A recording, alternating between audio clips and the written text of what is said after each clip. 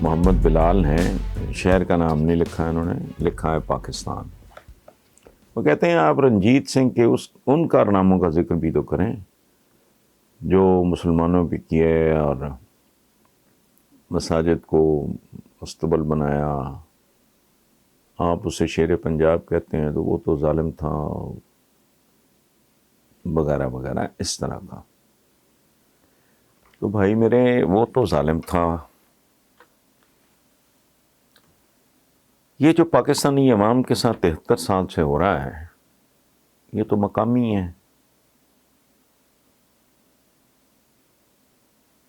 یہ کیوں اتنے ظالم ہے؟ نادر شاہ نے کیا کیا تھا؟ وہ جامع مسجد دلی کے گنبد پہ بیٹھ کے اس نے کہا تھا میں نے جب تک تلوار میرے ہاتھ میں ہے قتل و غارت کا میدان جاری رکھو، نہ ہندو نہ مسلمان۔ یہ باقی جتنے حملہ آور تھے وہ کیا کرتے رہے ہیں یہاں؟ سگے بھائی بھائیوں کے ساتھ کیا کرتے رہے؟ اورنگزیب، مراد، شجاع، دارا شکو میدان جنگ میں، نصیر الدین ہمایوں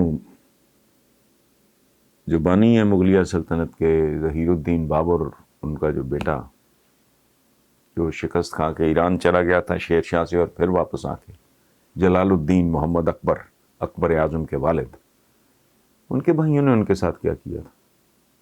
وہ اتنے ظالم تھے کہ ادھر کابل میں اکبر کو انہوں نے ہاسٹیج رکھ لیا تھا، اکبر بچہ تھا، اس کو پڑھایا بھی نہیں تھا ان ظالموں نے۔ ہمایوں نے جب واپسی پہ ان پہ حملہ کیا تو وہ اتنے سنگ دل تھے، انہوں نے اپنے معصوم چھوٹے بھتیجے کو اکبر کو باندھ دیا تھا کہ کرو گولہ باری۔ آپ مجھے بتائیں، یہ جتنی آپ کی یہ تاریخ ہے، اچھا اب آپ مجھے یہ بتائیں آٹومنز نے کیا کیا؟ بیٹے مروا دیے۔ یہ 100% ڈرامہ نہیں ہے، یہ جو میرا سلطان وغیرہ چلتے رہیں۔ ڈرامے میں ڈرامہ تو ہوگا، ایکسیجریشن ہوگی، مبالغہ ہوگا، لیکن بنیادی حقیقتیں نہیں۔ مصطفیٰ لاڈلا بیٹا تھا، ہلکا سا شک پڑا کہ ایرانیوں کے ساتھ مل کے میرے تخت پہ قبضہ مروا دیا۔ یہ عام پریکٹس تھی، ٹھیک ہے۔ کبھی مجھے یہ بتائیں آپ کہ جسے ہم کہتے ہیں 800 850 جتنا بھی مسلمانوں کا رہا ہندوستان پہ حکومت، کبھی بھائی میرے سنجیدہ تاریخ پڑھ کے تو دیکھیں آپ مسلمان کا حال کیا تھا۔ جھونپڑیوں میں ننگے پاؤں، جوتا نصیب نہیں، اور یہ پاکستان کے بننے کے بعد تک یہی کیفیت رہی ہے۔ محاورے کیا ہیں آپ کے؟ 2 وقت کی روٹی سوکھی روکھی سوکھی مل جائے، ایسا ہی ہے۔ حکمران کون تھے؟ حکمران یاد رکھیں صرف حکمران ہوتا ہے۔ انگریزی کا بھی محاورہ ہے، کنگ شپ نوز نو کنشپ۔ اقتدار کا کوئی رشتہ دار نہیں ہوتا، اقتدار کا کوئی مذہب نہیں ہوتا۔ خلفائے راشدین، اس کے بعد ایک گیپ، اس کے بعد حضرت عمر بن عبدالعزیز، کیا نہیں ہوا؟ کربلا بھول گئے آپ؟ سو بھائی میرے، سب سے بڑا ثبوت پاکستان بننے کے بعد اس ملک کے حکمران طبقوں نے عام آدمی کے ساتھ کیا کچھ نہیں کیا۔ وہ کل کی بات ہے، اس لاہور کا CCPO جو اس خاتون کے ساتھ گجرپورہ میں جو ہوا، اس کے بعد اس کا تبصرہ کیا تھا؟ کیا تبصرہ تھا؟ گھر سے نکلی کیوں؟ ڈوب مرنا چاہیے تھا اسے، خودکشی کرنی چاہیے تھی۔ لیکن ایک معمولی سا سرکاری ملازم ہوا پہ سے بار قدم قدم پہ پاکستان میں پاکستانیوں کے ساتھ کیا نہیں ہوتا. سو conquerors are conquerors, invaders are invaders. حکمران ہوتے ہیں, وہ نہیں دیکھتے ان کی آپس میں تھوڑی قتل و غارت ہوئی ہے. آپ کہہ رہے ہو کہ جی وہ سکھوں نے سکھوں کو نہیں مارا, تھوڑا مارا ہے. اور سمجھنا ہو تو پلیز اس بات پہ غور کریں. سن 2020 میں میڈیا دنیا سے سکڑ کے اتنی سی ہو گئی, گلوبل ولیج کہتے ہیں اس کو. ایک لمحے میں خبر ہزاروں میل دور چلی جاتی. ہمارے حکمرانوں نے ملک لوٹ کے لے گئے. بے شرموں ڈھیٹوں کی طرح بیٹھ کے پھر انتظار کر رہے ہیں کہ کہیں کو ہمارا فلوک لگ جائے, کوئی پیر کے نیچے بٹیرا آ جائے, پھر لوگوں کی بٹیاں نوچیں کھائیں. یہی لوگ ہیں نا. کہاں سے آ گئے سرے محل اور امن فیلڈ وغیرہ؟ کیا لوگ ہیں؟ آئے تھے تو کہاں تھے اور کیا تھے اور کیسے تھے اور کتنے تھے؟ اب یہ حکمرانوں کو بطور. ہاں, ایک آخری بات میں آپ کو عرض کر دوں کہ پاکستان میں کوئی غیر مسلم اگر پاکستانی شہری ہے, وہ میرا ہے. رشتوں کی قسمیں ہوتی ہیں. ایک بانڈ ہوتا ہے مذہب کے حوالے سے. تو ہم تو وہاں بھی دیکھ لو آپ,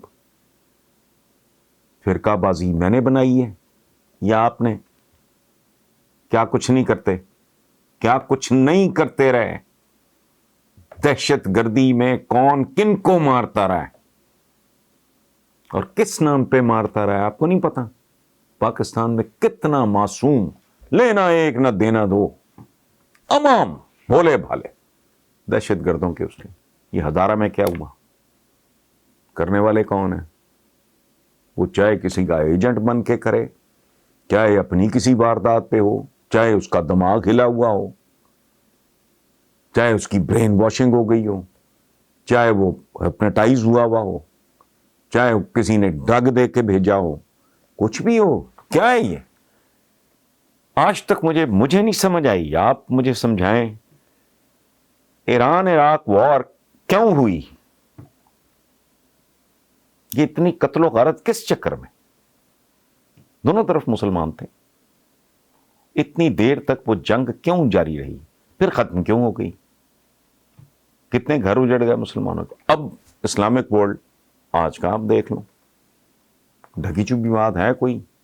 اس سے پہلے بایزید یلدرم, ایسا عالی شان حکمران کس کا؟ آٹومنس کا, جسے ہم خلافت عثمانیہ کہتے ہیں. امیر تیمور گیا, اس کا بیڑا ہی غرق کرا ہے.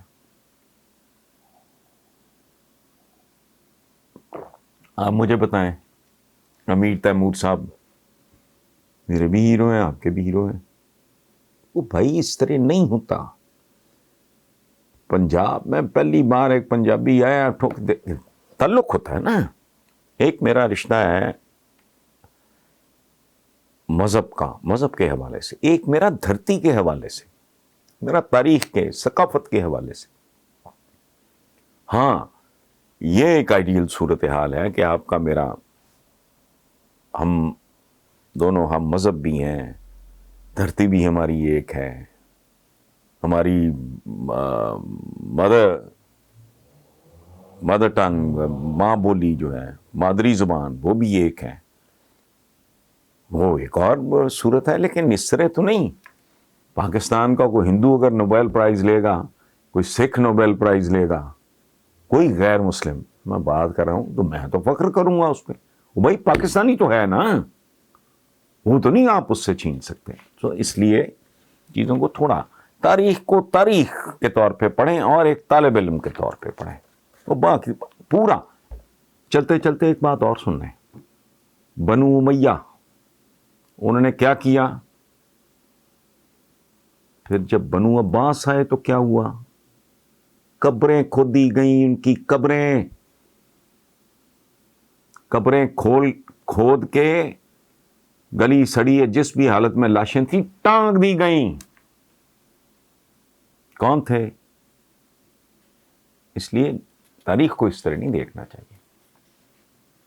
حکمرانی اور چیز ہے، جہاں بانی اور چیز ہے، وہ کوئی رشتہ مشتہ، کوئی تعلق، کوئی کچھ نہیں ہوتا. اقتدار نمبر 1، اقتدار نمبر 2، اقتدار نمبر 3، اس کے بعد ہے جو کچھ ہے. یہ ہمارے خلفائے راشدین تھے، یا بعد میں نے کہا جو حضرت عمر بن عبدالعزیز، یا اس طرح کی تاریخ میں ایک آدھ کو ہر مثال، باقی کچھ نہیں ہے. کسی غلط فہمی میں نہ رہیں آپ.